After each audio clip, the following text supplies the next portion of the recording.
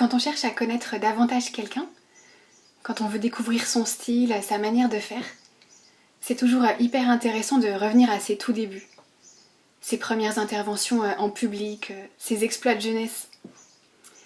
Pour l'Esprit Saint, son exploit de jeunesse, en quelque sorte, eh bien c'est la création du monde. Elle nous est racontée au tout début de la Bible, dans le premier chapitre de la Genèse, à travers un poème, le poème des 7 jours, le poème de l'origine. Dans ce texte, l'Esprit Saint est présenté comme la rouar, celui qui donne naissance à l'univers. Pour Dieu, faire naître le monde, c'est pas comme monter un meuble Ikea, vous savez, où tous les éléments sont là, en pièces détachées devant vous, bien propres, tout neuf. Il suffit de suivre la notice en quelque sorte et d'assembler. Les premiers versets de la Bible évoquent plutôt un chaos, une masse ténébreuse à la surface de l'abîme. On dira tohu bohu en hébreu. Pas de pièces détachées, mais plutôt un désert informe, sans contour, un désert inhospitalier. Et c'est dans ce chaos que l'esprit va entrer en action. Alors ça sera une constante dans toute l'histoire. L'esprit n'intervient jamais dans des contextes aseptisés, où tout est sécurisé, planifié, normé. Au contraire, l'Esprit Saint agit dans les temps de désordre, dans les situations ambiguës. Parce que l'Esprit Saint n'a pas peur du chaos. L'Esprit Saint, c'est l'esprit de confiance. Il est décrit comme le souffle de Dieu qui plane à la surface des eaux. De toute éternité, il se tient là, attentif, veilleur, juste au-dessus du chaos, prêt à protéger ce qui va naître. Alors c'est la première chose qu'on peut retenir. L'Esprit Saint, c'est la présence confiante et attentive de Dieu. Le décor est planté. On a Dieu créateur et son souffle de vie. Face à l'abîme, pas un bruit. Et franchement, à la fin du verset 2, on a l'impression que c'est le calme avant la tempête. Et que d'une minute à l'autre, Dieu va frapper un grand coup, va déchaîner sa toute-puissance pour venir à bout de cette masse ténébreuse.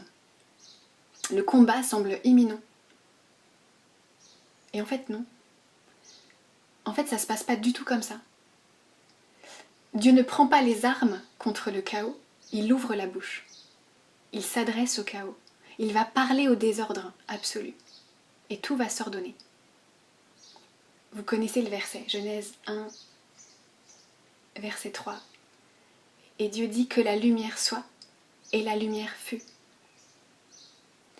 Ça, c'est le deuxième élément pour saisir le style de l'Esprit Saint. Il ne s'énerve pas contre le chaos, mais il choisit de se lier à lui en risquant une parole. Alors c'est quoi cette parole? Qu'est-ce qu'elle va faire? En fait, elle va séparer. Et en séparant, elle va créer. Vous connaissez l'histoire. Au firmament, Dieu dit, toi, tu vas là. À la terre, toi, tu restes là. À l'océan, toi, tu vas plus loin, sans dépasser la limite que je trace. Aux luminaires, aux étoiles, vous apparaîtrez au rythme que je fixe pour séparer le jour de la nuit. Vous voyez, il y a des séparations qui détruisent, qui nous coupent de la vie. Et puis, il y a les séparations qui font naître. L'œuvre de l'Esprit Saint, c'est d'opérer des séparations créatrices, de poser les limites sans lesquelles, en fait, aucune altérité, aucune relation ne serait possible. On tient là le troisième caractère de l'Esprit Saint. Il est le maître des séparations créatrices.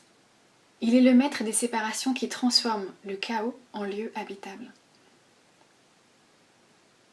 Alors le souffle de Dieu sépare, distingue. Et au final, ce qui advient, c'est pas un monde plein à ras-bord, un monde tout rempli, tout achevé, tout parfait. Ce qui advient, c'est un espace ouvert. Ce qui advient, c'est une scène disponible, où une nouvelle histoire va pouvoir commencer. Ce qui advient, c'est un jardin où Dieu va pouvoir rencontrer sa créature.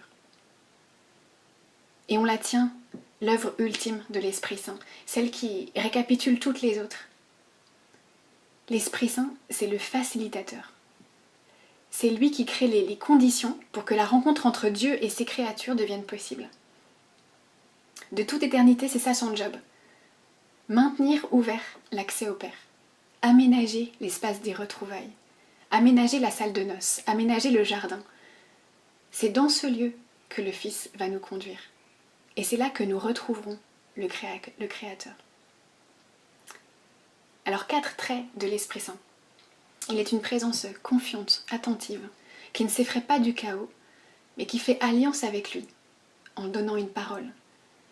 Il orchestre les séparations vitales, les séparations qui font naître, et enfin, il maintient ouvert l'accès au Père. On connaît maintenant un peu plus l'Esprit Saint, et si vous le voulez, si vous avez envie d'aller un peu plus loin, à la fin de ce topo, on vous propose de prendre un post-it et d'écrire votre liste chaotique. La liste des situations confuses, des zones d'ombre de votre vie. La liste des incertitudes peut-être quant à l'avenir. Pour l'Esprit Saint, on l'a compris, pour l'Esprit Saint, le chaos c'est du créable. Alors on peut dans une courte prière lui donner cette liste parce que lui, il saura quoi faire avec. Il saura séparer, distinguer, recréer, ordonner. Aujourd'hui, comme au premier jour du monde, l'Esprit nous dit mais vas-y, mais donne-moi ton chaos. Non pas pour que j'en fasse un jardin à la française, un terrain de golf sans aucun brin qui dépasse. Donne-moi ton chaos, pour que j'y ouvre une brèche, pour que j'y aménage un jardin où l'on pourra parler, où tu pourras vivre avec moi.